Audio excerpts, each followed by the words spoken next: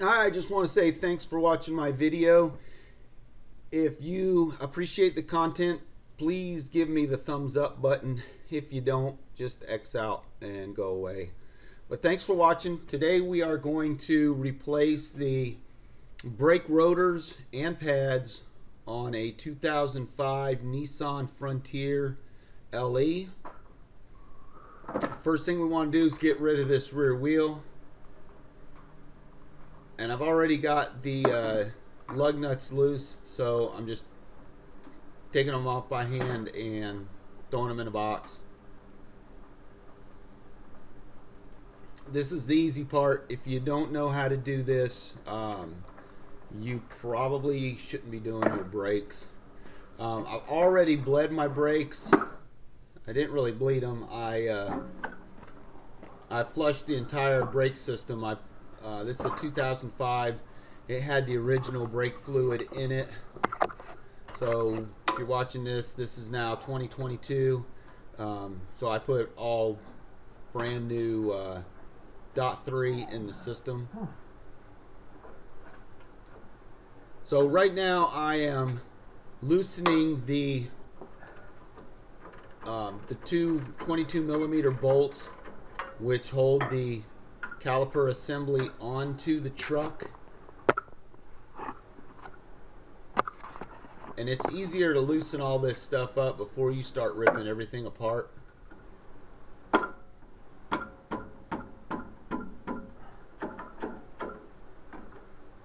And whoever put these on last time, they put them on tight, incredibly tight.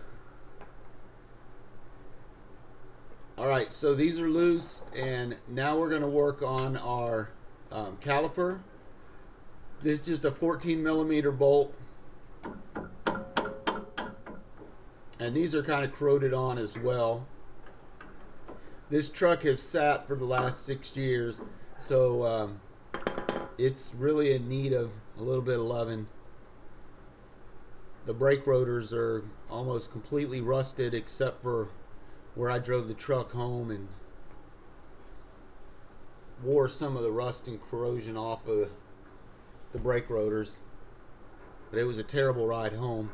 So here's our caliper off, and then I just take a C-clamp, a big C-clamp, and I put it on the caliper and fight with it. But typically the C-clamp will go on top of your bolt that holds your brake line in place.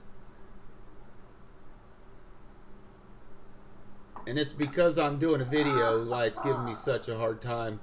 When I did this over on the driver's side, it worked pretty quick, but I didn't shoot video on the other side. And I apologize because my camera ran out of battery, so if you come to watch the front, when I was shooting video for the front of the truck, my camera ran out of batteries, so I didn't get that video, and that's kind of unfortunate. So my piston's back up in the caliper. I just wiped it down a little bit. There was some cobwebs and debris in there. And then we come up, and with just a screwdriver you can pop these pads out. And then there's two little retaining clips that keep the pads in place, and you can knock those out as well.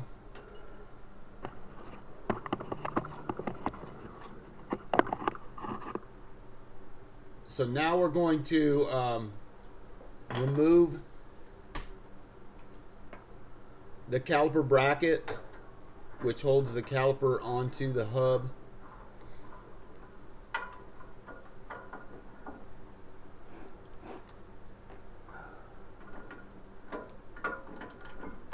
And typically when you're doing this, if you have a well-maintained truck, these bolts will come out. Once you loosen them, they'll come out with your hand. But there's so much corrosion and funk on the threads of these. They were in there pretty tight. They'll go in a lot easier than they came out. So you can hear the bolt as it's turning. You can hear the threads are just dirty and squeaky as I'm spinning them out.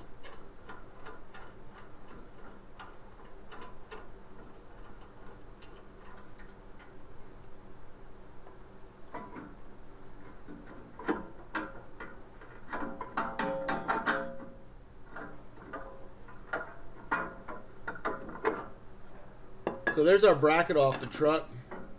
Now we're going to pull our rotor. Make sure you remove that little rubber cap on your rotor. You're going to need that in the future. And then we're going to inspect our, these are our brake shoes for the parking brake. And I would imagine they're original from 2005. And they still look pretty good.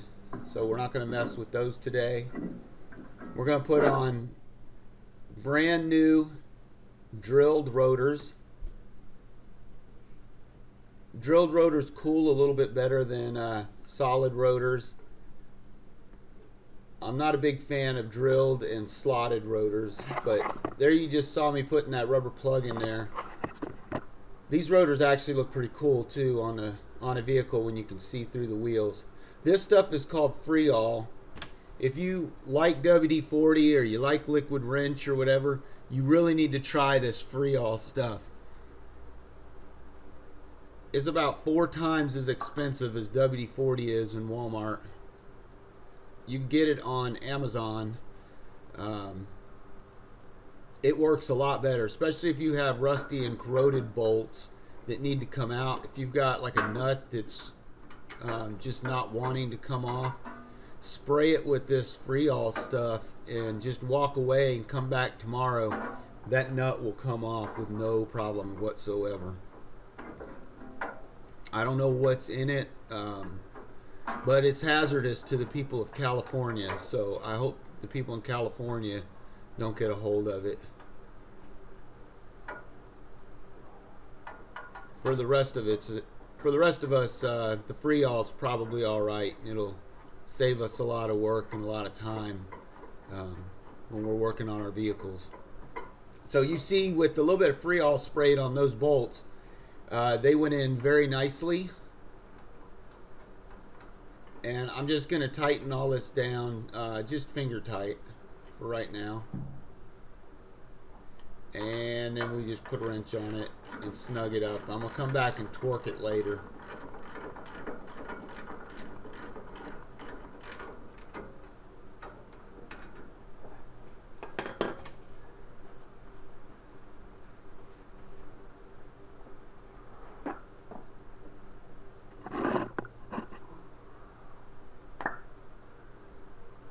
So this is what your caliper rides on. It just slides on this on these pins. And what I'm doing is I just pulled one out and I am going to put some marine grease on it. That is Lubrimatic marine grease. And that'll help protect it in the rain and the weather if any water or moisture gets past that rubber seal that's on there. The bottom one does have like a rubber kind of piston thing on the pin. The top one does not. So if you pull them both out at the same time, just remember that. The rubber one goes on the bottom. The solid steel pin goes in the top. So that's lubed up. That's ready to go. Now when I bought these brake rotors, they did come with ceramic pads, and they came with all new hardware for installing the pads. So we're just going to take these clips and clip them onto the caliper.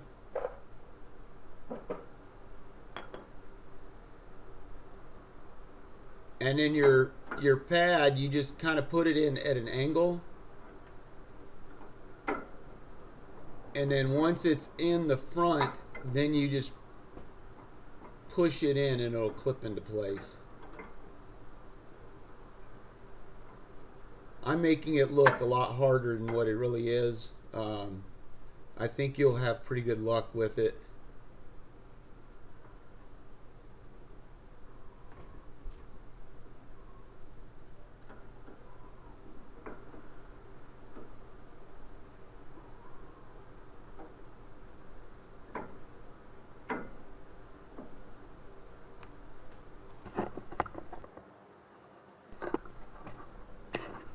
So that's what it looks like when it is installed. New caliper, new pads. I think it looks pretty good if I do say so myself. So now we're going to take this this new caliper and I'm putting just a little bit of marine grease on these bolts to kind of slow the corrosion down for the next guy that has to take this thing apart. So those little rubber boots do need to be pushed in to the bracket so this caliper will slide on. They stick out a little bit farther than the caliper does. But since we have the piston already in, it makes it a lot easier to get the caliper over the new brake pads. Remember, if your reservoir is full, when you push that piston in, brake fluid's going to come squirting out of the cap of your reservoir. So it's always a good idea to siphon off some of the .3 that's in the reservoir under the hood of your truck, so you don't get brake fluid all over your engine compartment.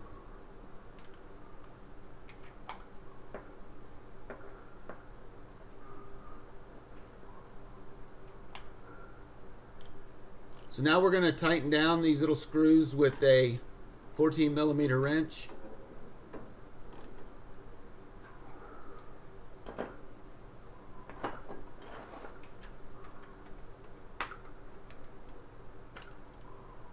And now we're going to torque them. So I do not give torque specs in any of my videos. This is all available in your shop manual.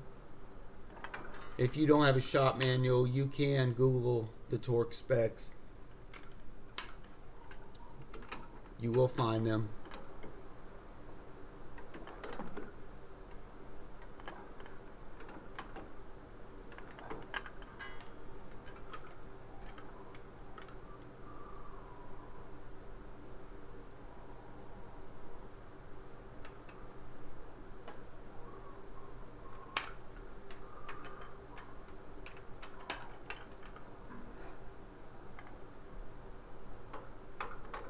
And here we are torquing the caliper bracket itself.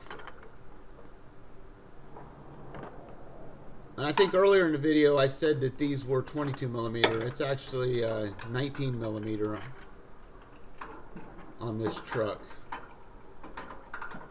On the 370Z it is definitely 22mm.